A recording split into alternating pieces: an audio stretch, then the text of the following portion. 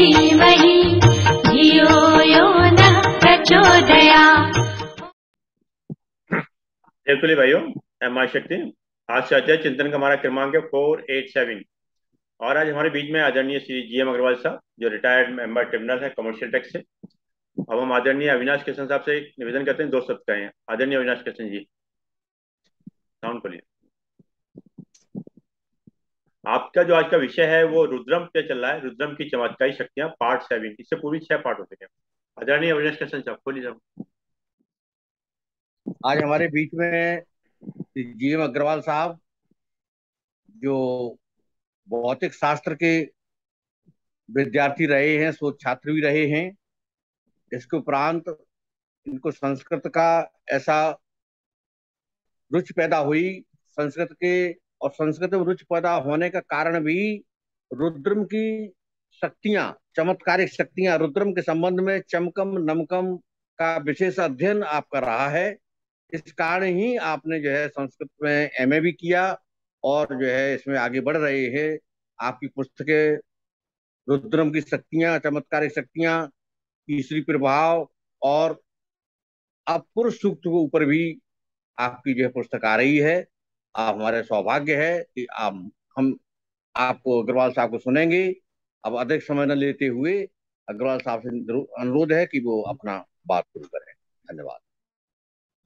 सभी को मेरा नमन प्रणाम और इस अभिलाषा के साथ कि श्री रुद्रम की कृपा श्रोताओं के ऊपर जो डायरेक्टली या इनडायरेक्टली इस मंच से जुड़े हुए हैं और उनके सभी परिजनों को, उनके सभी शुभचिंतकों को और सभी लोगों पर रुद्रम की कृपा रहे और वो सतत इसका अनुभव भी करें, इस कामना के साथ इस सत्र का प्रारंभ करना चाहूंगा। सर्वप्रथम ओम गणानां त्वा गणपतिगुं हवामहे कविं कवीनामुपम श्रवस्तिवं ज्येष्ठराजं ब्रह्मणां ब्रह्मणस्पते आनः शर्णवन्नोत विसीद सादनम्। ओम महागणाधिपते नमः। महागणाधिपते नमः। गणपति की प्रार्थना के सर्वप्रथम पूज्य महागणाधिपति के प्रार्थना के साथ इस सत्र का आवाहन करूंगा और गुरु कृपा भी सभी के लिए आवश्यक होती है, इसलिए कि मन्नाथा श्री जगन्नाथो मत गुरुस्त जगत गुरु ममात्मा सर्वभूतानां तस्मै श्री गुरुवे नमः। बिना गुरु की शक्ति के कोई भी व्यक्ति जो है आगे नहीं बढ़ सकता है और गुरु जो है आपका हाथ पकड़ करके आपको सही रास्ते पर ले जाता है। तो गुरु की कृपा का आह्वान अवश्य करना चाहिए और सतत करना चाहिए।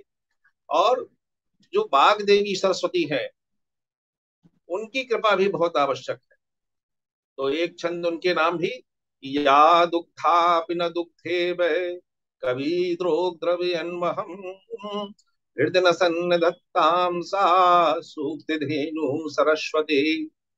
कवियों की वाणी को निरंतर जैसे कामधेनु गाय जो है अपना दूध पिलाती है और उसका दुग्ध कभी खत्म नहीं होता है, इसी प्रकार जितने भी लेखक, कवि और विद्वान गण हैं उनको माँ सरस्वती की कृपा प्राप्त होती है, तभी कुछ वो रचनात्मक कार्य में संलग्न हो पाते हैं। तो आज का विषय श्री रुद्रम का 7वां सत्र है हमारा ये, और 11वां अनुवाक जो है नमकम का आज उस पर चर्चा करेंगे। जैसा कि मैंने पहले बताया है आपको कि कृष्ण यजुर्वेद की तैत्तिरीय संहिता के 4थे कांड का 5वें प्रपाठक के अंतर्गत ये नमकम नाम का चैप्टर आता है और इसमें कुल 11 अनुवाक है। इन 11 अनुवाकों में 169 मंत्र दिए गए। तो धीरे धीरे करके आज हमारा जो सत्र है वो 11वें अनुवाक पर है, यानी नमकम का ये अंतिम जो है अध्याय है और ये अध्याय जो है बहुत ही महत्वपूर्ण है। अभी हम आगे जैसे जैसे बढ़ेंगे इसमें, जैसे हम देखेंगे कि ये 11वां अनुवाक ही समस्त कामनाओं, समस्त समस्याओं का समाधान करने वाला है।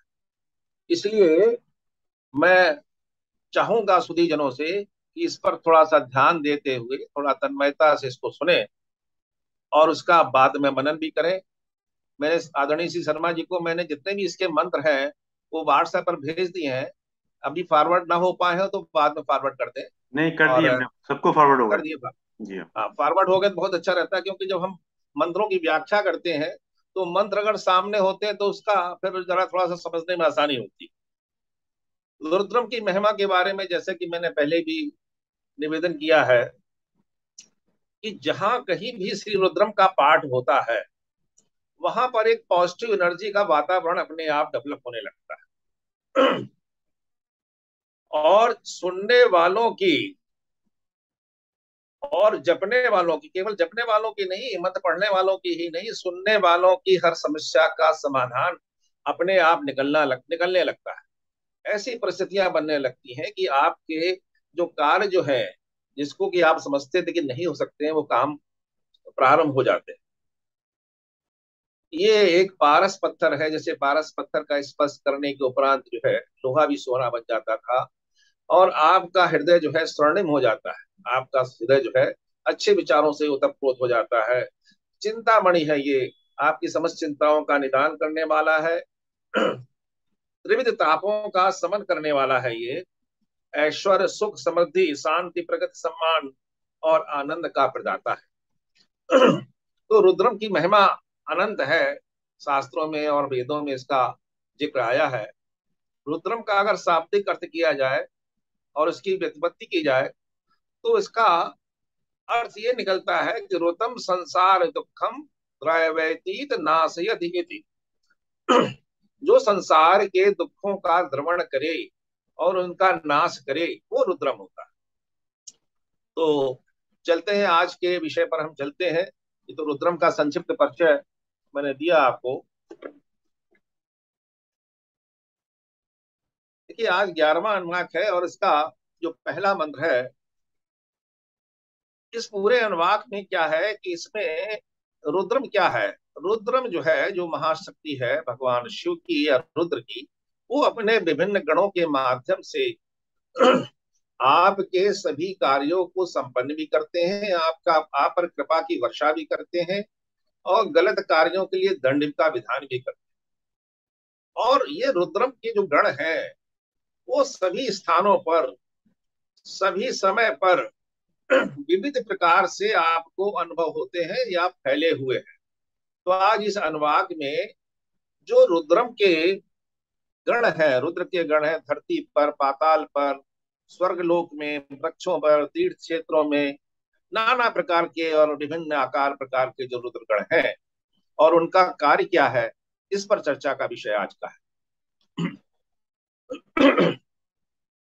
तो पहला मंत्र यह है कि सहस्त्राणी सहस्रो ये रुद्राद भूम्याम तेसागम सहस्त्र योजने अवधनवानी तन्मसी। सहस्त्राणी, सहस्त्र कहते हैं हजार को, हजार की संख्या को। लेकिन जहां कहीं भी वेदों में सहस्त्र वर्ण आया है, जैसे पुरुष सूत्र में ही सहस्त्र शीशा पुरुषा सहस्त्राक्षा सहस्त्रपात सभूमि विस्तृतो वृत्वा अतिष्ठत दशांगुलम। क्या मतलब हुआ? जहां भी सहस्त्र शब्द का मतलब आता है तो केवल हजार से नहीं होता है, इसका आशय होता अनंत, कहते हजारों हजार। तो यहाँ पे सहस्त्र का मतलब ये है कि गणना में हजारों, मतलब रुद्रों की संख्या जो है असंख्य है। भगवान रुद्र के गणों की संख्या, उनके रुद्रों की संख्या हजारों में है। और सहस्त्रों का मतलब केवल संख्या ही नहीं है सहस्त्रों में, बल्कि प्रकार भी सहस्त्र प्रकार के, अनंत प्रकार के। जैसे आपके पास कोई एक प्रकार का ही हथियार हो, एक प्रकार का आयुध हो आपका, तो वो एक तरह से कार्य करेगा। लेकिन इनके जो गण है संख्या में तो है ही अनंत और प्रकार में भी अनंत प्रकार के। तो आप समझ लीजिए अनंत अनंत संख्या के, अनंत प्रकार के, अनंत कार्यों के लिए नियुक्त किए गए रुद्र के गण, ऐसा कोई कार्य नहीं है जो वो न कर सकते।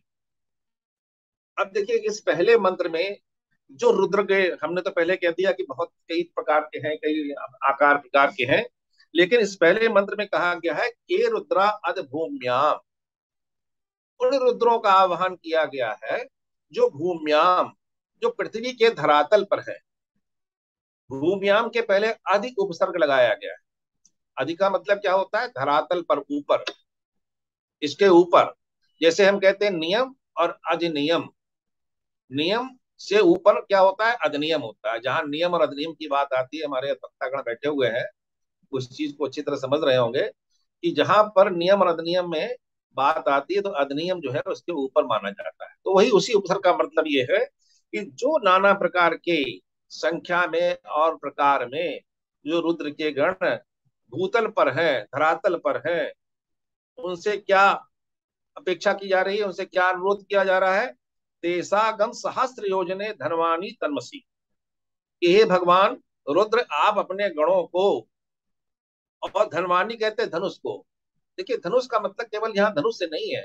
धनुष का मतलब यह है कि कष्ट देने के, दंड देने के जितने भी आपके साधन हैं, जितने भी उपादान हैं, जितने भी यंत्र हैं, उन सबको सहस्त्र योजन। फिर यहाँ पे सहस्त्र शब्द का इस्तेमाल किया गया है। और योजन, जैसे पहले जमाने में योजन शब्द का प्रयोग किया जाता था। एक योजन करीब 8 मील या 12 किलोमीटर के आसपास माना जाता था। डिफरेंट डिफरेंट शास्त्रों में अलग अलग इसका विधान किया गया है। तो अपने इन आयुधों को हमसे सहस्त्र योजनों दूर रखें, मतलब बहुत दूरी पर रखें, जिससे कि इनका प्रभाव हमारे ऊपर ना रहे। जो कष्ट देने वाले, जो कष्ट देने वाले रुद्रगण हैं, वो अपने जो आयुध हैं, जो उनके हथियार हैं, और अब तन्मनीषी का मतलब यह है जो उनकी धनुष की डोरी है, जिससे वो अपना संधान करते हैं, उसको अब तन्मसी मतलब उसको धनुष की डोरी को ढीली रखें, विश्राम अवस्था में रखें। उनके तो जो आयुध है, जो उनके साधन, वो तो उनके पास रहेंगे, लेकिन जब संधान करने, जब दंड देने का कार्य करते हैं, तो उसको प्रत्यंचा चढ़ा लेते हैं, अपने हथियारों को तैयार कर लेते हैं। तो यहाँ ये अनुरोध किया गया है कि वो अपनी धनुष की डोरी को, अपनी प्रत्यंचा को विश्राम अवस्था में रखें, क्योंकि हम आपके भक्त हैं। तो यहाँ पर भूमि पर देखिए, जो धरातल पर रहने वाले जो है रुद्रगण, उनसे इस तरह की प्रार्थना की गई। अब आगे आएगा कि धरातल पर रहने वाले जो जो रुद्रगण है वो क्या कार्य करते हैं, किस लिए प्रार्थना की गई है, वो आगे के मंत्रों में मैं स्पष्ट करूंगा मैं। देखिए, इस मंत्र का एक प्रभाव और भी है, सांसारिक प्रभाव ये है। एक तो आपने आपने प्रार्थना करके उनका अनुरोध किया ही उन्होंने, कि आणी कहते हैं घुटने के दर्द को। इस पर ध्यान देने की बात यह है, आणी कहते हैं घुटने के दर्द को, और आदि कहते हैं संचय को। यानी घुटने के क्षेत्र में जब कोई विजातीय पदार्थ जो है वो संचित हो जाता है, तो क्या होता है? घुटने में नाना प्रकार के कष्ट, नाना प्रकार के दर्द प्रारंभ हो जाते हैं, और लोगों को अपना ऑपरेशन करा के घुटने को बदलवाना पड़ता है, और तमाम तरह की कष्टों को उनको झेलना पड़ता है। और तो क्या कहा गया, इस मंत्र को पढ़ने से क्या होगा? और देखिए, इसमें क्या, धरातल के रुद्र है। धरातल क्या है? पृथ्वी ठोस है। पृथ्वी का तत्व जो है ठोस और भारी माना जाता है। और पूरी बॉडी में, पूरे शरीर में आपके जो हड्डियों का जो है, हड्डी जो होती है सबसे भारी होती, ठोस होती। तो भूम्याम से मतलब यह है कि जो आपकी हड्डी वाला तत्व है, जो बोन्स वाला स्ट्रक्चर है, जो भारी वाला स्ट्रक्चर है, उसको ये जो है, जहां कहीं भी घुट हड्डियों का प्रॉब्लम होती है या घुटनों में प्रॉब्लम होती है, उसका निदान, उसका उपचार इस मंत्र के द्वारा किया जा सकता है। देखिए, मैंने जैसे पहले भी आपसे अनुरोध किया था कि मंत्र में दो तरह की शक्ति है। एक तो आपका शरीर जो है भौतिक तत्वों से तो बना ही हुआ है, और दूसरा आपकी चेतन शक्ति भी उसमें विद्यमान है, तभी हम लोग जो है अपना कोई कार्य करने में सक्षम हो पाते हैं। तो मंत्र जो है आपके चेतन मन पर प्रभाव करता है, और वो आपको ऐसे विधान ले दे देता है जिससे कि आपकी समस्या का समाधान। तो ये मंत्र इस पर्पज से बहुत ही कारगर और बहुत ही उत्तम। तो इसकी जो दूसरी लाइन है, तेसागम सहस्र योजने धनवानी तन्मसी, ये हर मंत्र के साथ जुड़ा मिलेगा आपको। अगले मंत्रों में इस लाइन को लिखा नहीं गया है, लेकिन अगले मंत्रों में इस लाइन को भी जोड़ करके ही, जब भी आप इसमें आराधना करेंगे, जब भी मंत्र जप करेंगे, तो इस लाइन को जोड़ लेंगे। इसको बार बार रिपीटिशन के उससे बचने के लिए इस लाइन को एक बार ऊपर लिख दिया गया है, और एक बार लास्ट में भी आएगा आपका ये लाइन। दूसरा मंत्र पढ़ते हैं कि अस्मिन महत्रणवे अंतरिक्षे भवा अधि और फिर दूसरी लाइन इसी के साथ आ जाएगी, तेसागम सहस्र योजने अवधनवानी तमसि। अब दूसरे मंत्र में देखिए, पहले हमने क्या, पृथ्वी पृथ्वी के धरातल पर रहने वाले रुद्रगणों की प्रार्थना की थी। अब कह रहे हैं अस्मिन जो महति महति अर्णवे, महत माने बहुत विशाल, और अर्णव कहते हैं सागर को, समुद्र को, जो विशाल सागर में रहने वाले हैं। और कहाँ रहने वाले, अंतरिक्षे, अंतरिक्ष में रहने वाले। अंतरिक्ष जो होता है पृथ्वी और आकाश के बीच का जो भाग होता है उसको अंतरिक्ष कहते हैं, जहां पे वायु की प्रधानता रहती है। तो अस्मिन महत्रणवे अंतरिक्षे भवा अधि। अब देखिए वहां, यहाँ पे अधि शब्द आया है, वहां ऊपर अधि आया था, यहाँ पे अधा, यहाँ पे आया है। हाँ, तो ये जो अधि माने रहते हैं, अस्मिन महत्रणवे अंतरिक्षे भवा अधि, जो रुद्रगण आपके गहरे और विशाल सागर के अंदर है और अंतरिक्ष में रहने वाले हैं, उन रुद्रों से ये प्रार्थना की गई है कि वो अपने धनुष की डोरी, अपने दंड देने के विधानों को हमसे सहस्त्र योजन दूर रखें, यानी हमारे ऊपर उनका प्रहार न करें, हम पर अपनी कृपा बनाए रखें।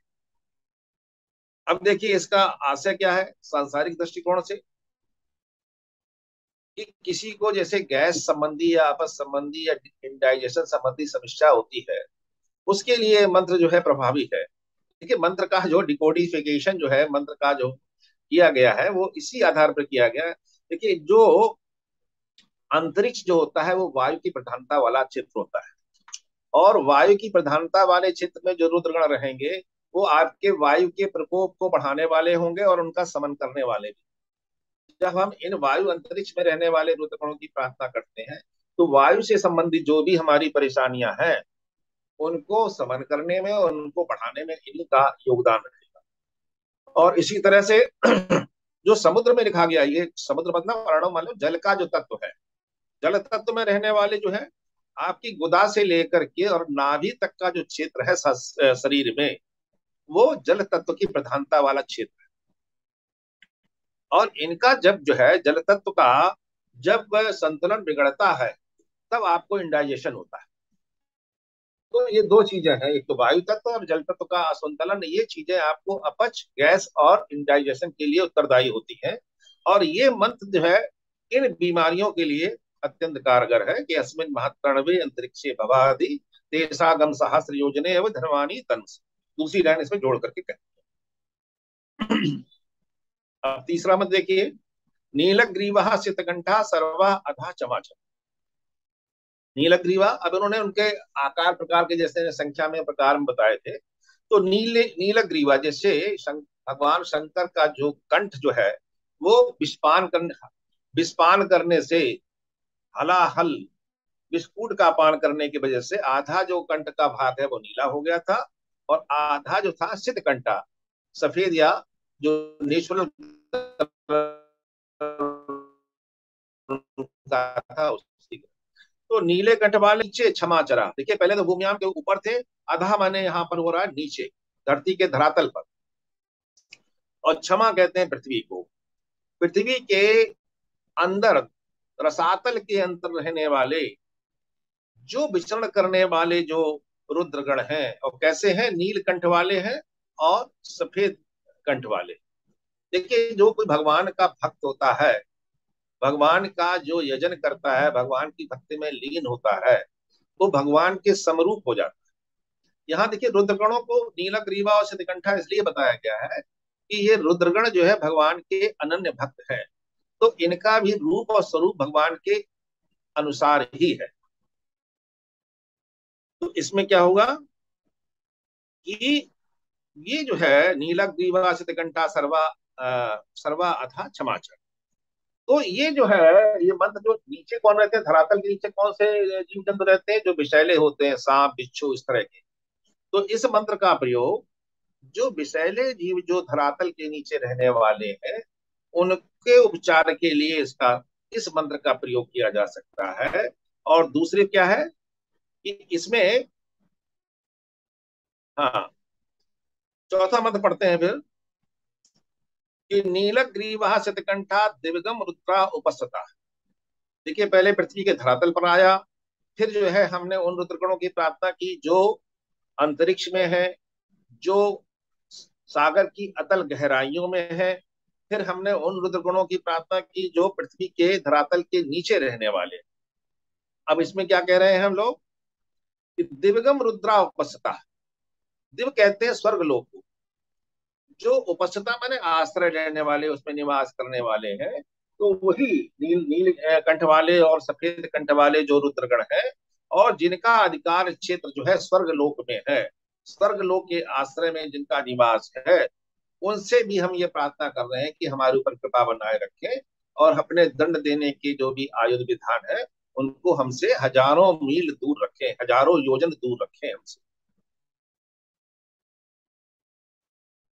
तो इसका आशय क्या हुआ चौथे का? ये जो है मंत्र जो है शत्रुनाश के लिए, ऐसा लिखा गया है शास्त्रों में कि चौथा जो मंत्र जो है दिव्यगम रुद्रा उपस्थिता वाला, ये शत्रुनाश के लिए बहुत कारगर मंत्र है।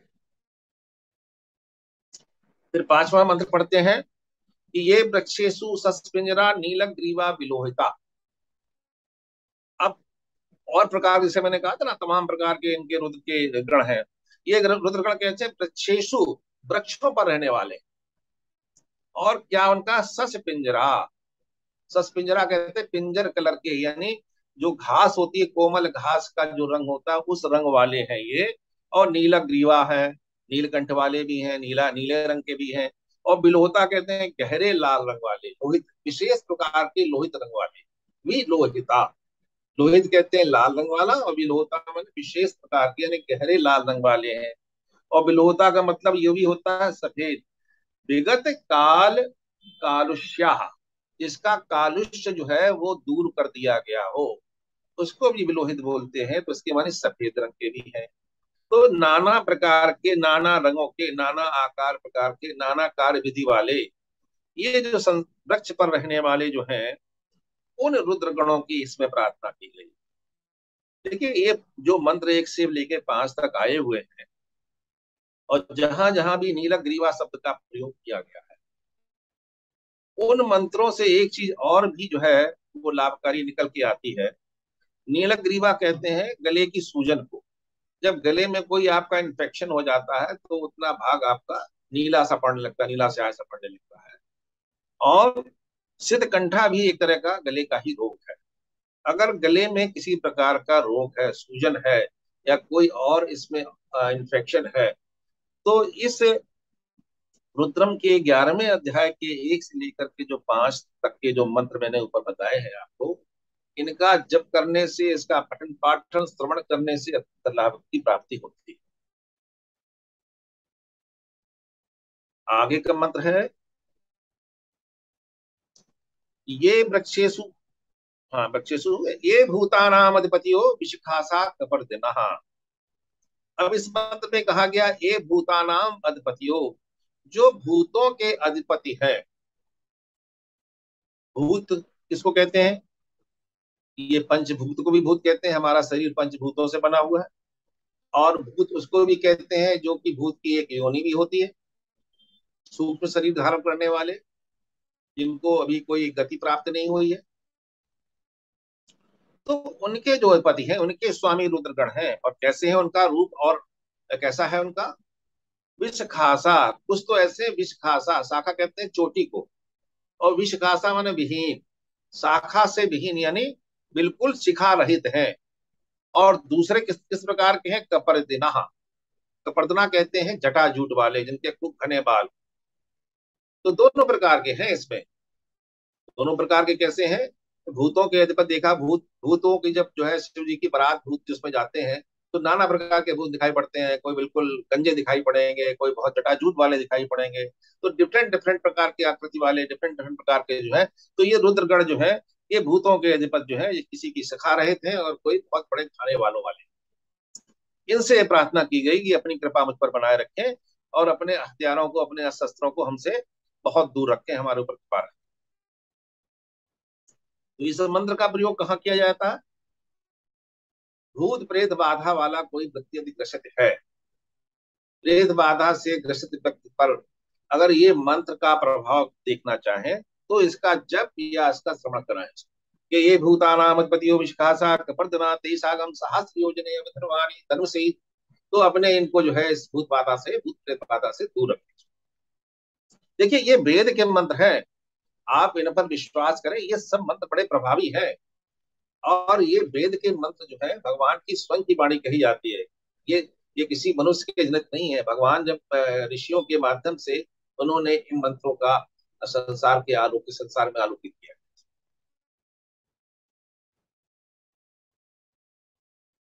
अगला मंत्र है कि ये अन्येषु विविद्यन्ति पात्रे से विवितो जनान।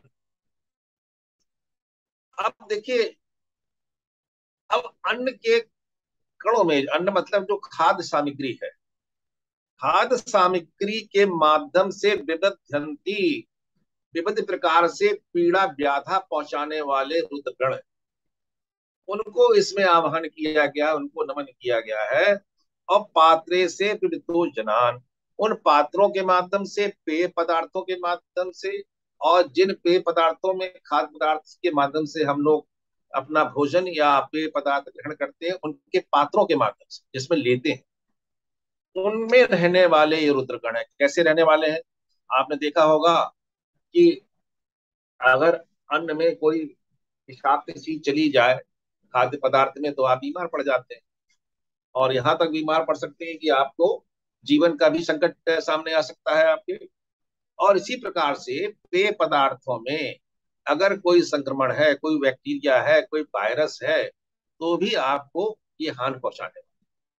तो देखिए, पूर्व काल में वेदों में दसियों हजार साल पहले ये जो बात मंत्र में लिखी गई, इसका एक पहलू ये भी है, सांसारिक पहलू ये भी है कि हमें जो है संक्रमण से बचाव करने के लिए हाइजीन का बहुत ध्यान रखने की बात की गई इसमें।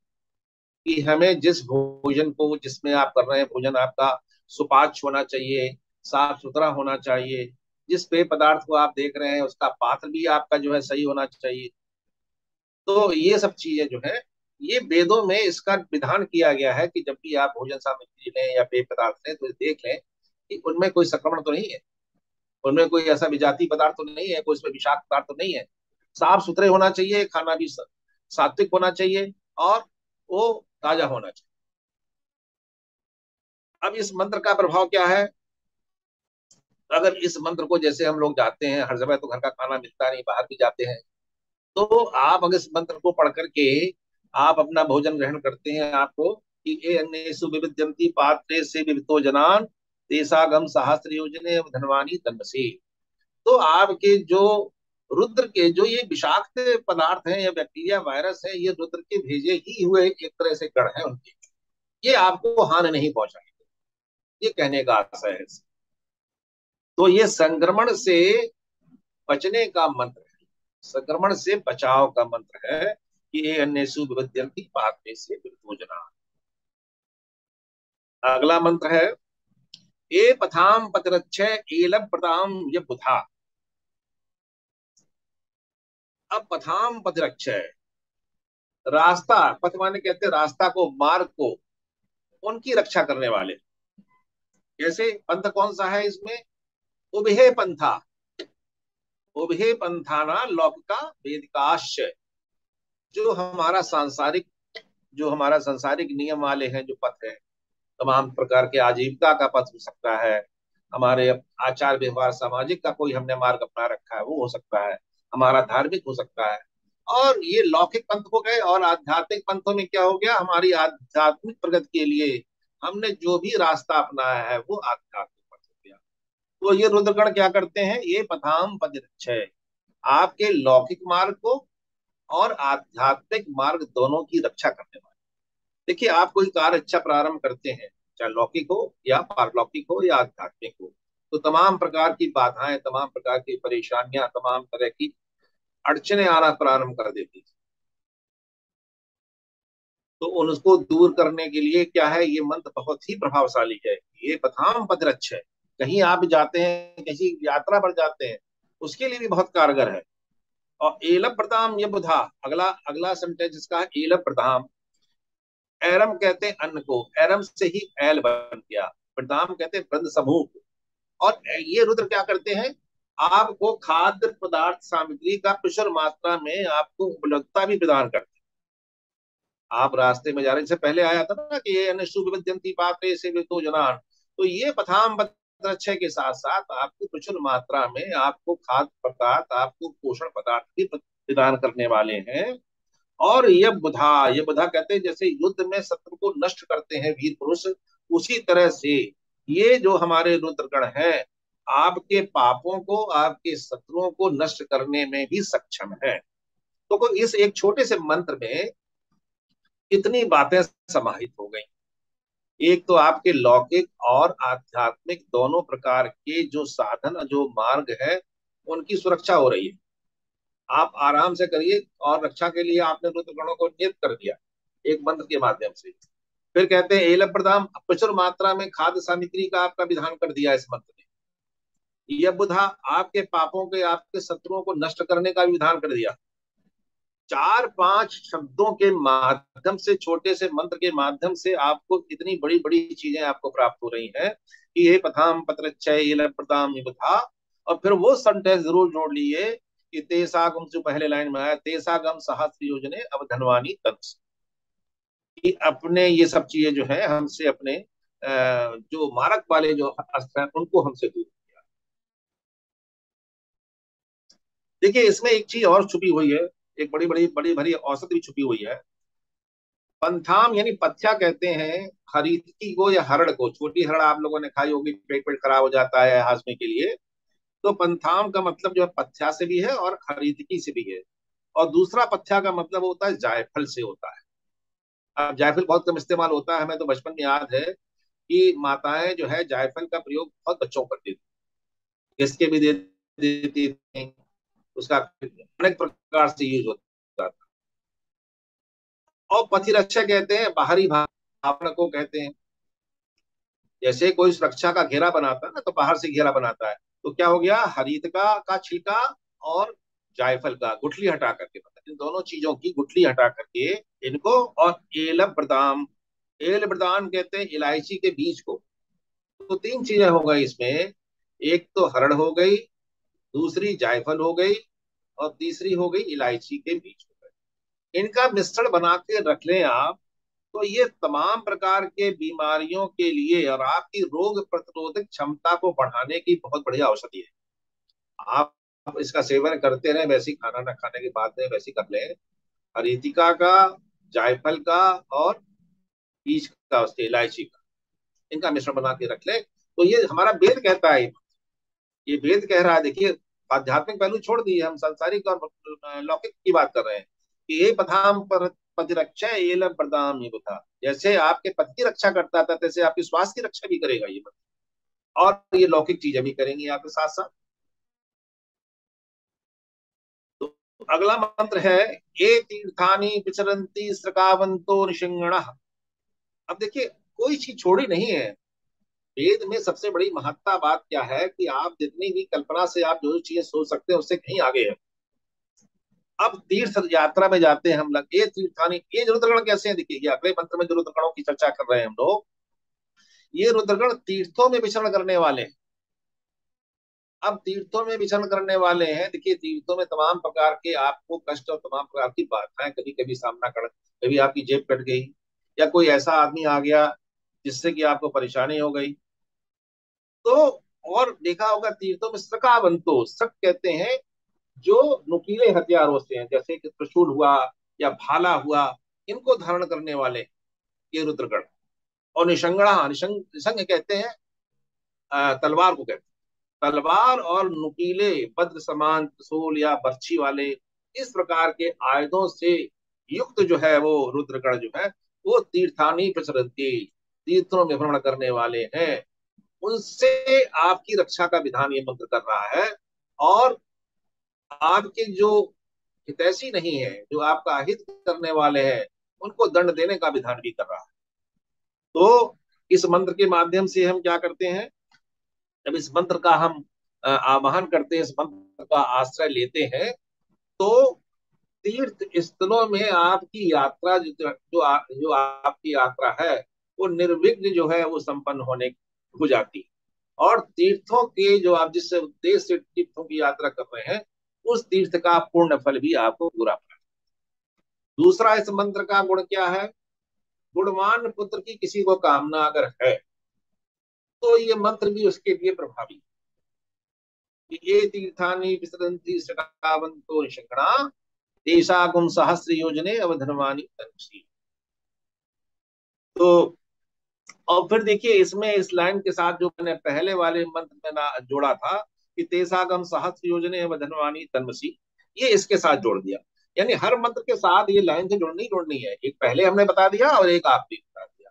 तो इसका मतलब ये हो गया कि सेकंड लाइन का मतलब ये हुआ कि हे रुद्रगण, अपने जो दंड देने वाले आपके जो विधान है, जो भी आपके आयुध हैं, जो भी साधन है, जो भी उपादान है, जो भी यंत्र है, उनको हमसे बहुत दूर रखिए।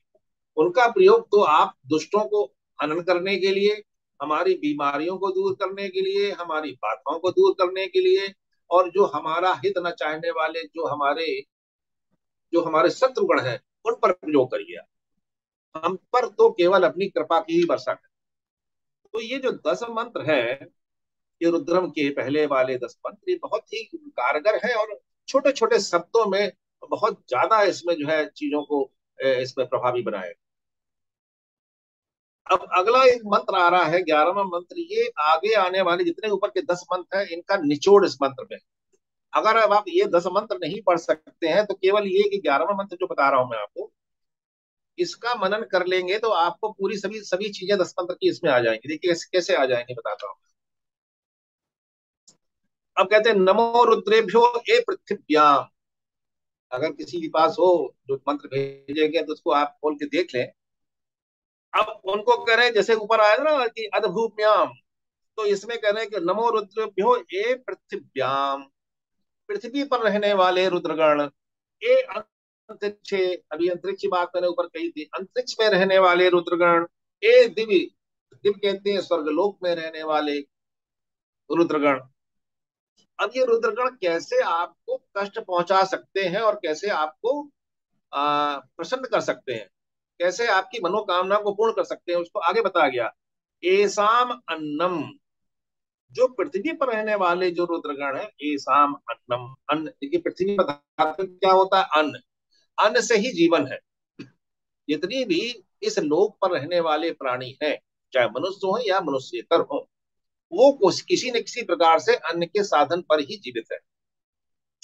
तो ये रुद्रगण जो है अगर प्रसन्न है तो अन्न के माध्यम से आपका उपकार करेंगे, आपको ऐसा अन्न प्रदान करेंगे जो आपके लिए जो है पौष्टिक होगा, आपको रोग पैदा न करने वाला होगा, और आपके बुद्धि को और आपके ऐश्वर्य को भी बढ़ाएगा। और मान लीजिए रुद्रगण आपसे नाराज है, ये जो पृथ्वी पर रहने वाले, तो क्या करेंगे? आपको ऐसी प्रेरणा देंगे कि आपको या तो ज्यादा खा लेंगे, अपच हो जाएगी, या विषाक्त भोजन कहीं प्राप्त कर लेंगे आप, या आप दुर्भिक्ष के शिकार हो जाएंगे, आपको अन्न की प्राप्ति नहीं होगी। तो दोनों प्रकार से इनका जो है कार्य करते हैं ये।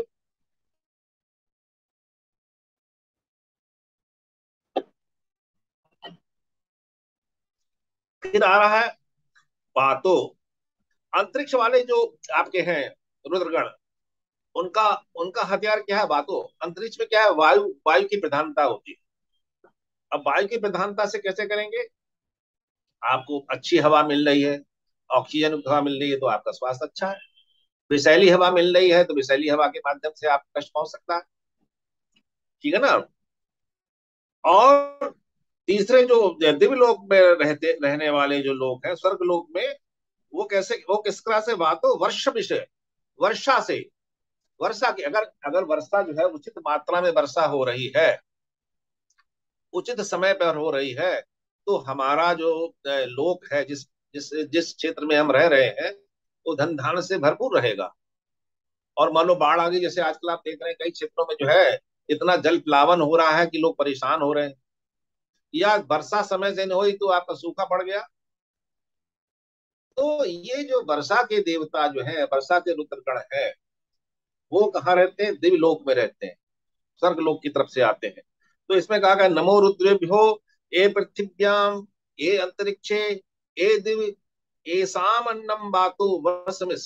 अब इस बार कहते हैं बाण। तो ये जो है उनके बाण है, आयुध है। कौन कौन से बाण है? यानी पृथ्वी लोक पर रहने वाले जो रुद्रगण है उनके बाण है अन्न, जो आपके अंतरिक्ष में रहने वाले जो है रुद्रगण है, उनका जो आयुध है, उनके जो दंड अधिकार है, उनका जो है क्या है, वायु है। और स्वर्ग लोक में रहने वाले जो रुद्रगण है, उनका जो है साधन क्या है, वर्षा है। ऐसे रुद्रों को क्या कह रहे हैं, 10 प्राचीर 10। अब प्रार्थना कर रहे हैं, 10 कहते हैं, 10 कहाँ, 10 क्या चीज है, 5 उंगलियां आपकी इस हाथ की, 5 उंगली जब दोनों मिला देंगे तो आपको, तब आप प्रणाम की मुद्रा में आ जाते। तो यहाँ पर 10 का मतलब ये हुआ कि हम अपने पांचों 10 उंगलियों को सम्मिलित करके आपको बिल्कुल प्रणाम की मुद्रा में है, आपको नमन कर रहे हैं। और ऐसे ही नमन नहीं कर रहे हैं, 10 प्राचीर, प्राची कहते हैं पूर्व दिशा पे नमस्कार कर रहे हैं। और 10 दक्षिणा, दक्षिण दिशा से भी नमस्कार कर रहे हैं। 10 प्रतीची, प्रतीची कहते हैं पश्चिम दिशा से। और 10 उदीची, उत्तर दिशा से। और ऊर्ध्वस्तेव, 10 ऊर्ध्वस्तेव, 10 हाथों से जोड़ करके ऊर्ध्व दिशा की ओर, यानी सभी दिशाओं से हम हाथ जोड़ करके आपसे, आपको प्रणाम कर रहे हैं, आपको नमो नमो कर रहे हैं। और सभी रुद्रों कर रहे हैं, जो पृथ्वी लोक पर है, और जो अंतरिक्ष में है, जो स्वर्ग लोक में है, और जो नाना प्रकार के जो हमको सुख देने वाले हैं और कष्ट देने वाले। क्योंकि इस मंत्र में सभी चीजों का निचोड़ आ गया। नमस्ते नो मणयंतु, मृणय कहते हैं हमें मन वांछित प्रदान करना, सुख साधन के सभी चीजों को उपलब्ध कराना मणय कहते हैं। तो कहते हैं कि नमस्ते नो मणयंतु, हमको आप वो सभी आनंद प्रदान करिए। और अगला जो भाग है वो भी बड़ा महत्वपूर्ण है। ये तो हो गया, सब चीजें मिल गई आपको और रक्षा भी हो गई आपकी। फिर कह रहे हैं तेयम दुश्मो, जो कोई भी दुश्मन जो हमसे द्वेष करता है, विद्वेष करता है, हमारा अहित चाहता है, हमारा शत्रु है।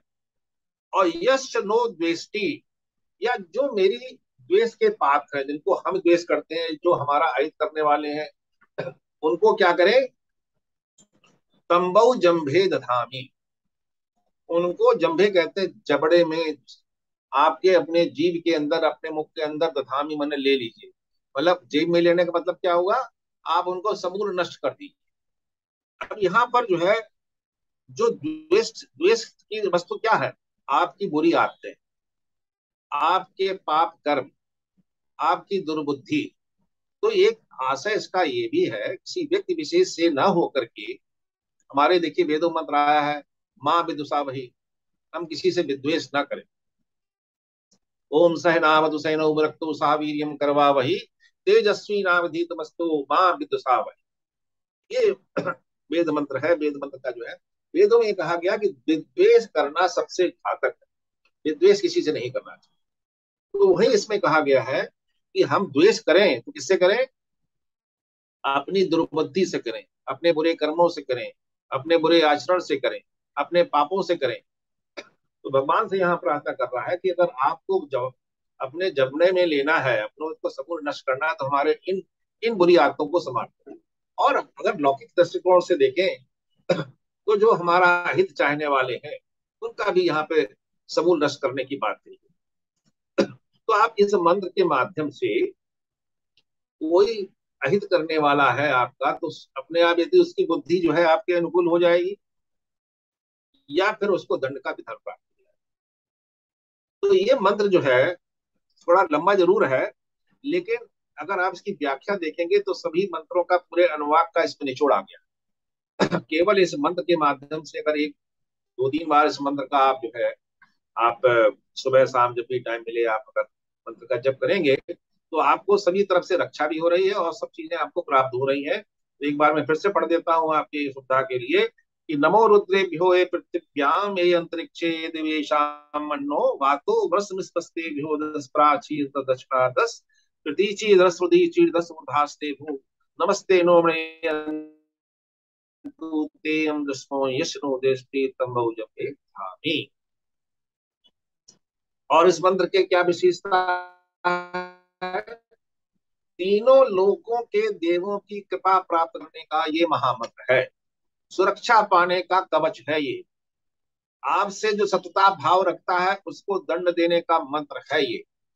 तो ये मंत्र जो है, ये अंतिम अनुवाक जो रुद्रम कहा उसके लिए बहुत ही महत्वपूर्ण है। तो रुद्रम के अनुवाक में 11 मंत्र, उसके बाद रुद्रम के इस 11वें अनुवाक के बाद में परिशिष्ट में बहुत महत्वपूर्ण मंत्र है, उनकी भी चर्चा करना जरूरी है। अभी 10 मिनट का समय है मेरे पास में। देखिए इसमें जो आपका जो फेमस मंत्र है महामृत्युंजय मंत्र भी इसी परिशिष्ट में आता है, इसी रुद्रम के अंतर्गत आता है कि त्र्यंबकम यजामहे सुगंधिम पुष्टिवर्धनम उर्वारुकमेव बंधनान मृत्योर्मुच्छि मामृतात्। त्र्यंबकम कहते हैं ऐसे भगवान रुद्र की 3 आंखें हैं। 3 आंखें कौन कौन सी हैं? 3 आंखें बताएंगे, ये सूर्य, चंद्र और अग्नि। ये भगवान रुद्र की 3 जो है नेत्र हैं, 3 अक्ष हैं। और 2 आंखें तो सभी को होती हैं। तीसरी आंख क्या है? आध्यात्मिक आंख है। आध्यात्मिक आंख क्या करती है? आपकी अज्ञानता का शमन करती है, आपकी काम वासना का शमन करती है, और जितने भी विकारक तत्व हैं, दुष्ट तत्व हैं, जो आपकी पर्सनालिटी को, आपके व्यक्तित्व को नुकसान पहुंचाने वाले हैं, उनको विनाश करने वाले। देखिए आपने पढ़ा होगा कामदेव को उन्होंने भस्म कर दिया शंकर जी ने तीसरी नगर खोल करके। तो काम जो है ये एक तरह का एक प्रतीक है। ये जब आपको आध्यात्मिक, आपकी आंख, आपके अंदर भी तीसरी आंख, जब आपके अंदर आध्यात्मिक तीसरी आंख का जो है जब आप खोलेंगे, उसको ज्ञान का जब उदय होगा, तब इन विकारों का अपने आप सबूत नष्ट हो जाएगा। कहने का सही है। तो त्र्यंबकम यजामहे, उस 3 नेत्रों वाले भगवान रुद्र को हम प्रणाम करते हैं, यजामहे यजन करते हैं, पूजन करते हैं, उसका आवाहन करते हैं। कैसा है वो? सुगंधिम पुष्टिवर्धन, सुगंध युक्त है। सुगंध क्या है? यश को देने वाला है, ऐश्वर्य को देने वाला है। और पुष्टिवर्धनम, पुष्टता को देने वाला है। देखिए आप कोई भी पदार्थ का सेवन करते हैं, अच्छा से अच्छा आप सेवन कर ले, आपके शरीर में अगर वो पुष्टता प्रदान नहीं कर रहा है, पौष्टिक नहीं है आपके शरीर के लिए, तो बेकार है आपके लिए। तो जो भी आप धारण कर रहे हैं, जो भी सेवन कर रहे हैं, वो ऐसा होना चाहिए जो आपको शरीर में लगने वाला हो। तो केवल शारीरिक नहीं, आपका मानसिक और आध्यात्मिक विकास करने वाला भी हो। पुष्ट जो होता है वो तीनों लेवल पर पुष्टता होना चाहिए, शारीरिक, मानसिक और आध्यात्मिक। तो भगवान का जब हम भजन करते हैं तो क्या करता है कि त्र्यंबकम यजामहे सुगंधम पुष्टिवर्धनम, आपकी यश की वृद्धि तो होगी, आपके अज्ञान का नाश भी होगा, क्योंकि त्र्यंबकम है, वो तीनों आंखों वाला है। और पुष्टिवर्धनम, आपकी पुष्टि भी होगी, हर तरह की आध्यात्मिक, आपकी मानसिक, आपकी शारीरिक पुष्टि भी होगी। फिर कहते हैं उर्वारुकमेव बंधनान मृत्योर्मुच्छि मामृतात्। देखिए इस मरणशीला, मरण धर्मा संसार में जिसने भी जन्म लिया है उसका तो मरण होना ही, संसार, इस शरीर का छोड़ना जरूरी है। ये पंच भौतिक तत्वों से बिना बने हुए शरीर को तो छोड़ना ही पड़ेगा। चेतन तत्व तो आत्मा है, वो तो आपकी हमेशा शाश्वत रहेगी। तो अगर हमें शरीर छोड़ना ही है, सबको छोड़ना है, तो उसके लिए प्रार्थना उर्वारुकम, जैसे ककड़ी या खीरा होता है, जब पक जाता है तो डाल से अपने आप बड़े आसानी से अलग हो जाता है, कोई आपको कष्ट करने की जरूरत नहीं पड़ती है। तो भगवान से प्रार्थना करें, जैसे पका हुआ ककड़ी या खीरा अपनी डाल से अलग हो जाता है, उसी तरह से मुझे इस बंधनों से, इस शरीर के बंधन से, इस सांसारिक बंधनों से मुझे मुक्त करें। और मामृताद, लेकिन अमृत से मना, अमा मने नहीं, अमृताद, अमृत, अमृत तत्व से मुझे मुक्त ना करें। अमृत तत्व तो मुझे दे। अमृता का तत्व क्या है? मोक्ष का तत्व, भगवान का सानिध्य है, ज्ञान का प्रकाश, ये अमृत तत्व है।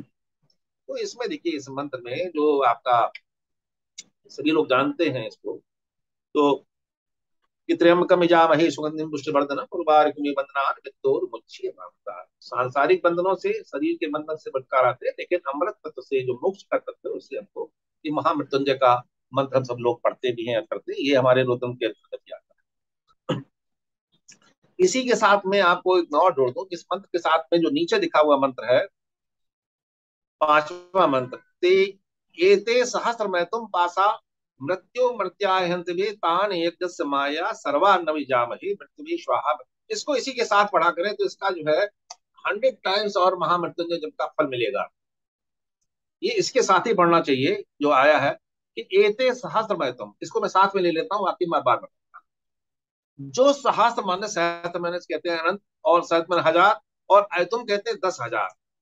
मतलब सहस्त्र और अयुत हजारों या दसियों हजार आपके पासा मृत्यु, मृत्यु के जो साधन है, पास हैं जो आपके पास, कहते हैं जो फंदे जो है, मृत्युवाय हंतवे, मृत्यु लोक के प्राणियों को मारने के लिए, उनको दंड देने के लिए जो हजारों और दसियों हजार आपके पास हैं, तान यज्ञ माया सर्वा न विजामहे, उनको जो मैं आपका यजन कर रहा हूँ, इन मंत्रों का जो मैं जप कर रहा हूँ, जो आप श्रवण कर रहे हैं कानों से, जो मैं पढ़ रहा हूँ, इसके माध्यम से, ये भी यज्ञ है जो हम लोग आप वार्ता कर रहे हैं, ये भी यज्ञ हो रहा है। सर्वा न विजामहे, तो इन पासों को क्या करेंगे, सर्वा नम, इनको सबको हमसे दूर रखे, अजामहे। मृत्यु स्वाहा, मृत्यु स्वाहा, मृत्यु के देवता भगवान रुद्र ही है, तो मृत्यु के देवता के रुद्र के लिए हम स्वाहा बोल रहे हैं, उनको हम नमन कर रहे हैं। और मृत्यु स्वाहा द्वारा कहा गया, मृत्यु स्वाहा। देखिए केवल रुद्र में ही जो है मृत्यु स्वाहा है, बाकी किसी में स्वाहा के साथ मृत्यु स्वा नहीं आता है। ये इसलिए जब महामृत्युंजय का जप करें, अगर इसको साथ आप पढ़ेंगे तो आपका सहस्त्र गुना इसका असर शुरू हो जाएगा। अब देखिए स्वाहा का मतलब क्या होता है, सुधन आ स्वाहा, और स्वाहा जो है अग्नि की पत्नी का नाम ही स्वाहा। तो जब हम स्वाहा करके अग्नि में जो है अपनी हवि पदार्थ डालते हैं, तो वो हम अग्नि को तो दे रहे हैं, अग्नि के माध्यम से सभी देवताओं को पहुंचता है, लेकिन अग्नि को सीधा न दे करके अग्नि की पत्नी के माध्यम देते हैं। जैसे आप कोई सामान लेकर के आए कहीं पे और ना बताएं अपनी पत्नी को, तो वो तमाम तरह से सवाल करेगी, अरे क्या लाए तुमने बताया नहीं हमको। तो इसलिए जो भी पदार्थ दे रहे हैं, सुहा, और दूसरा सुहा का मतलब तो कहते हैं अच्छे, और आहा माने कहा गया, अच्छे प्रकार से हम आपको कह करके मंत्र के माध्यम से ये स्वाहा स्वाहा करके हम दे रहे हैं। तो यज्ञ की पत्नी के माध्यम से, स्वाहा के माध्यम से हम ये जो है आपको अर्पण कर रहे हैं, जो भी है। ज्ञान यज्ञ भी हो सकता है, हमारा कर्म यज्ञ भी हो सकता है, तमाम प्रकार के यज्ञों का वर्णन गीता में किया गया है। तो ये हमने इसके साथ में ले लिया आपके, और फिर उसी के साथ ओम नमो भगवते रुद्राय विष्णु मित्र में पाही, सातवां मंत्र जो है। विष्णु तत्व जो है, विष्णु तत्व कहते हैं जो सर्वत्र व्यापक होता है, वो विष्णु व्यापक के परमेश्वरा विष्णु, वो परमेश्वर जो सर्वत्र व्याप्त होता है उसको विष्णु कहते हैं। तो भगवान रुद्र भी सब जगह व्याप्त है, इसलिए उन सर्वत्र व्याप्त भगवान रुद्र को जो मृत्यु के देवता है, उनसे कहा मृत्युवे पाही, मेरी पाही मतलब मेरी रक्षा करिए, त्राही माम त्राही माम। तो मृत्यु से, बीमारियों से, कोई कष्ट में है अगर कोई व्यक्ति, असाध्य रोगों से भी पीड़ित है, तो महामृत्युंजय मंत्र के साथ में इसका भी जप करना चाहिए। और फिर मैं आगे आ जाता हूँ दूसरे मंत्र पर कि कैसा है रुद्र, वो यो रुद्रो अग्नो यो अपसु या औषधीसु यो रुद्रा विश्वा भुवनावेश तस्मै रुद्राय नमोस्तु। वो रुद्र कैसा, अग्नि में भी है, अपसु मैंने कहा जल में है, और औषधीसु वनस्पतियों में भी है, और विश्वा भुवनावेश, सभी भवनों में, 14 भवनों में कोई भी ऐसा लोक नहीं है जहां पर भगवान रुद्र का अस्तित्व न हो। तस्मै रुद्राय नमोस्तु, उस रुद्र को हम नमस्कार करते हैं जो अग्नि में है, जल तत्व में है, और सभी भवनों में है, औषधियों में। तमुष्टि आसु सुधनमायो विश्व छेदवीजस्व, तमुष्टि का मतलब तम ऊधन स्तुहि, उसको हम केवल उसको हम नमन करते हैं, उसकी स्तुति करते हैं। सुधनवा, जो जो सुंदर धनुष और सुंदर बाण को धारण करने वाला है, और क्षयति भेषज से, सभी प्रकार के औषधियों का भंडार है। यहाँ पे छेद का मतलब भंडार है, छेद माने कहते हैं, वैसे नष्ट करने को भी कहते हैं, तो अगर दूसरे अर्थ में लें तो सभी प्रकार के रोगों को क्षय करने वाला भी है, ऐसी औषधियों का भंडार है जो सभी प्रकार के रोगों का समर करने वाला है, सबका विनाश करने वाला है। ऐसे रुद्र की हम प्रार्थना कर रहे हैं। यक्षा महे स्वमनताय रुद्रम नमोभिर्देव मुसरम तपस्या, यक्षा कहते हैं पूजा करना, अर्चना करना। तो स्वमनसाय, सुंदर मन के लिए, हमारा मन भी और आपका मन भी, भगवान का मन भी सुंदर मन हो हमारे प्रति, और हमारा मन भी आपके प्रति भी जो है अच्छा रहे, ये प्रार्थना की जा रही है इसमें। नमोभिर देव असुरम दुवश्य, देखिए असुरम और दुवश्य, यहाँ असुरम शब्द को, देव और असुर दोनों को हमने प्रणाम किया है। क्यों किया है? यहाँ पर देव जो होते हैं वो गुणों को वर्धन करने वाले थे, गुणवान होते हैं, और असुर क्या कहते हैं, जो बलवान होते हैं। गुणवान और बलवान दोनों ही गुणों की प्रार्थना की जा रही है इसके पर। असुर जो है बल में प्रधान होते हैं और देव जो है गुणों में प्रधान। तो यहाँ पर रुद्र जो है वो दोनों गुणों से युक्त है कि नमोभिर देव असुरम दुवस्य, दुवस्य कहते हैं शरीर से। तो यहाँ पर तीन प्रकार से भगवान रुद्र की स्तुति की गई है। वाणी से की गई स्तुति की गई है, यक्ष्वा मानसिक स्तुति की गई है, और दुवस्य शरीर से भी स्तुति। वाणी, मानसिक और शरीर तीनों प्रकार से हम स्तुतियां भगवान रुद्र की इस मंत्र के माध्यम से कर रहे हैं। और फिर ये मंत्र अगले वाला जो है, अयम में भेषजो, अयम में हस्तो भगवान अयम में भगवत्तरः, अयम में भेषजो यम शिवाभिर्मसना एते शास्त्रमहत्वम पासा मृत्यु मृत्याय हन्तु। ये तो पढ़ ही दिया। अयम में हस्तो भगवान अयम, ये मेरे जो हाथ हैं तो भगवान अयम बहुत ही सौभाग्यशाली है। क्यों सौभाग्यशाली है? तो इन्हीं हाथों से भगवान का हम क्या करते हैं, अभिमर्शन करते हैं, उनको छूते हैं, उनको उनका हम जो है शिवलिंग की पूजा करते हैं, उन पे आराधना करते हैं, उन पर बेलपत्र चढ़ाते हैं, उन पे हम अच्छे चढ़ाते हैं। तो इसलिए कहते हैं कि ये हमारे जो हाथ हैं ये हमारे बड़े भाग्यशाली हैं। अयम में हस्तो भगवान अयम में भगवत तरा, फिर कहते हैं भाग्यशाली नहीं है और भी बहुत भाग्यशाली, जो हम भगवान रुद्र के सानिध्य में हैं, उनकी पूजा अर्चना करने का मुझे सौभाग्य प्राप्त हुआ है, इसलिए हमारे दोनों हाथ जो है बहुत ही भाग्यशाली। आपने देखा होगा कोई सिद्ध पुरुष होता है अपने हाथ फिरा देता है, आप इस मंत्र को पढ़ के अपने ऊपर ही ऐसे हाथ फिरा लेंगे तो आपको आनंद प्राप्त होगा, आपकी तमाम प्रकार की बाधाएं भी दूर हो। केवल अपने इस मंत्र को पढ़ करके ओम भगवान अयम में भगवत्तरः, अयम में हस्तो भगवान अयम में भगवत्तरः। और क्या है ये अयम में विश्व भेषजो यम, ये विश्व की जितनी भी सांसारिक औषधियां हैं सब इसी के अंदर आ गई। जब भगवान का रुद्र का नाम लिया, उनका स्पर्श कर दिया, तो हमारे हाथों में वो सभी शक्तियां आ गई जो हर प्रकार के रोग का निवारण करने वाली। क्योंकि शिवाभिर मर्शन, इन्होंने जो है भगवान शिव का, भगवान रुद्र का अर्चन किया, विमर्शन किया है, इसलिए। और ये मंत्र तो मैंने आपका 5वां 6वां ये थे सात में तुम पास आए तो मैंने बता ही दिया आपको। तो ये जो है ये बहुत अच्छे अच्छे मंत्र हैं इसमें। और इसमें आपका जो त्र्यंबकम यजामहे सुगंधिम पुष्टिवर्धनम वाला मैंने मंत्र बताया आपको, ये भी इसी में समाहित है, महामृत्युंजय मंत्र। और उसके साथ मैंने बताया कि जो उसके साथ आप एक और लगा लीजिए तो सोने में सुहागा हो जाएगा। तो आज ये जो नमकम का जो है अंतिम अध्याय है, तो चमकम भी आएगा, कभी मौका मिलेगा उसके बारे में चर्चा करेंगे। बहुत बहुत आभार, बहुत बहुत धन्यवाद शिव रुद्र चर्चा करने के लिए, समय देने के लिए आदरणीय शर्मा जी का बहुत बहुत आभार। और सभी लोग जिससे जुड़े हुए हैं उनको मेरा बहुत बहुत नमन, बहुत बहुत धन्यवाद। धन्यवाद आदरणीय श्री जी साहब। आज आपने रुद्रम की चमत्कारी शक्तियों का पार्ट 7 लिया। अब मैं सभी लोगों को अनम्यूट कर देता हूँ और बाद में फिर आदरणीय रजाराम जी, अविनाश कृष्ण जी 200 धन्यवाद कर देंगे। मैंने सभी लोगों को अनम्यूट कर दिया और जिस किसी को जिज्ञासा हो तो वो आदरणीय श्री जी से पूछ सकते हैं।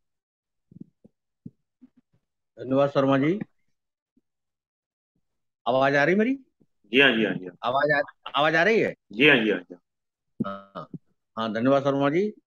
आज हम लोगों ने जीएम अग्रवाल साहब को सुना, जो आज ये नमकम का अंतिम अध्याय था। और नमकम के उपरांत अब चमकम का कार्यक्रम आगे कभी होगा। नमकम और चमकम इन दोनों नाम से ही ये रुद्र के मंत्र प्रसिद्ध हैं। आज हमको जैसे ये बताया गया कि किस प्रकार से मंत्र, जैसे मृत्युवे स्वाहा कहा, मृत्युवे स्वाहा, ये रुद्र में ही ये इस प्रकार से स्वाहा करने के लिए है, अन्यथा और कहीं पर भी नहीं मिलेगा जहां तक मेरा ज्ञान है।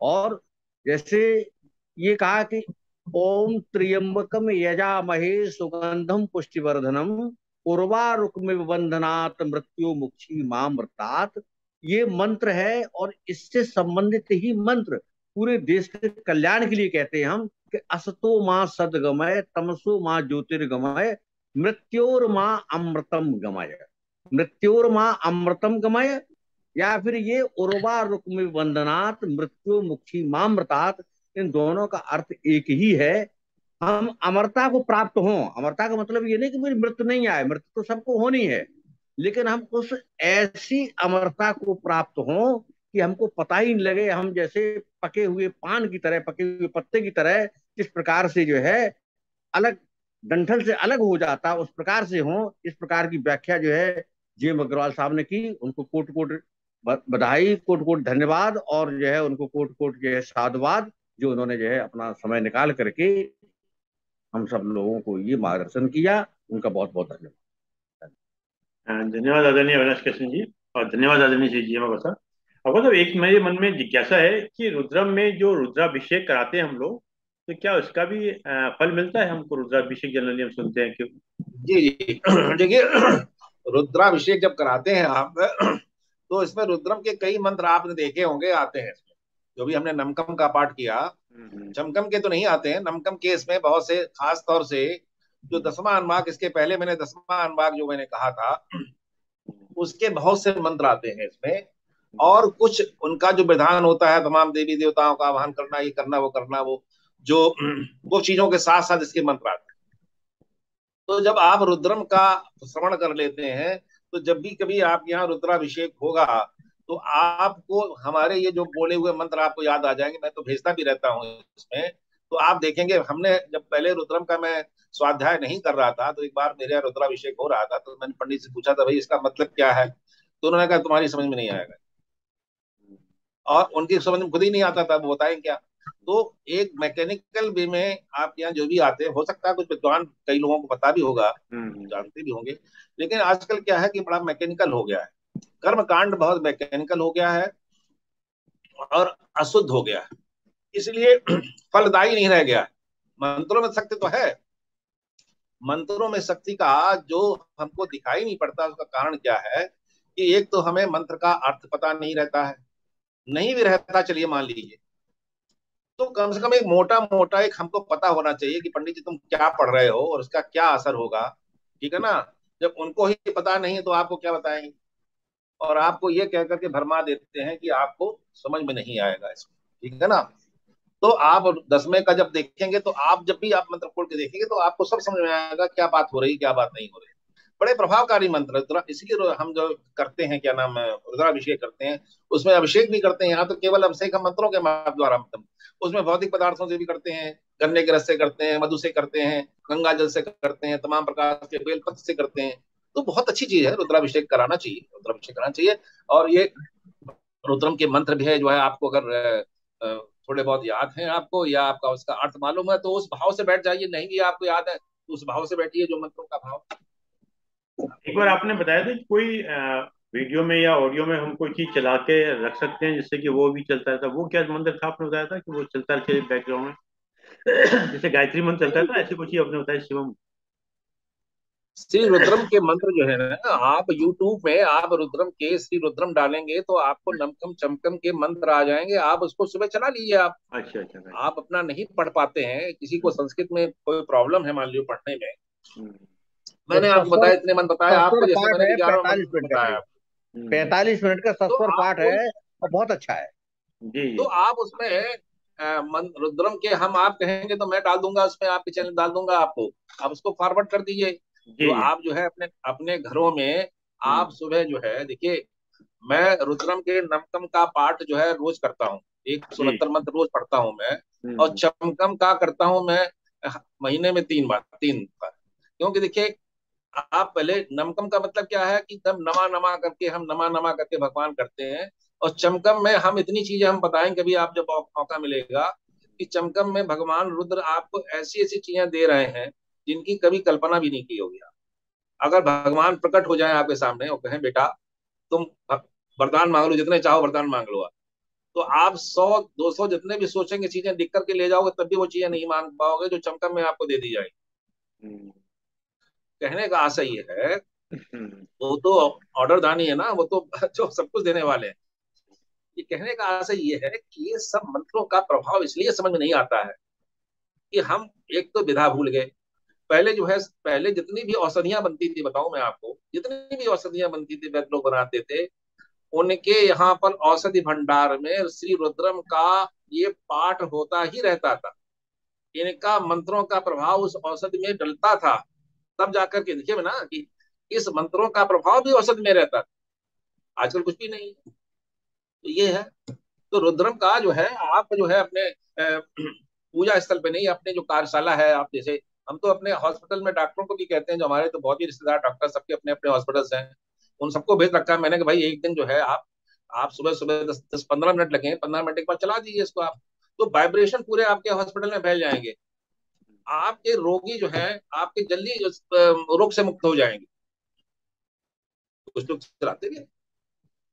धन्यवाद आदरणीय अविनाश कृष्ण साहब, धन्यवाद आदरणीय श्री जी मकवाल साहब, आपने समय निकाल के समय दिया। और जैसा कि एक विचार के साथ और 3 बार ओम के साथ अपनी बात समाप्त करते हैं। आज का विचार, जो आपके हैं जो आपके हैं वो आपको देखकर व्यस्त नहीं हो सकते। जो आपके हैं वो आपको देखकर व्यस्त नहीं हो सकते, और जो आपको देखकर व्यस्त हो गए वो आपके कभी हो नहीं सकते। और जो आपको देखकर व्यस्त हो गए वो आपके कभी हो नहीं सकते। आइए हम 3 बार ओम का उच्चारण करते हैं।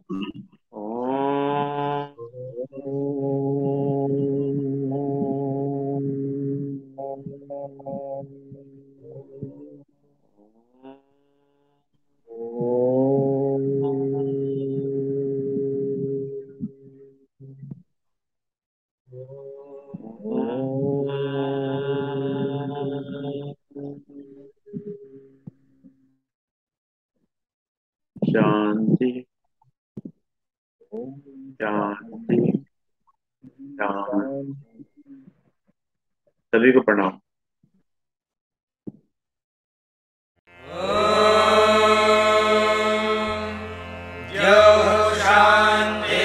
शान्तिरन्तरिक्षं शान्तिः पृथिवी शान्तिरापः शान्तिरोषधयः शान्तिः वनस्पतयः शान्तिर्विश्वे देवाः शान्तिर्ब्रह्म शान्तिः सर्वं शान्तिः शान्तिः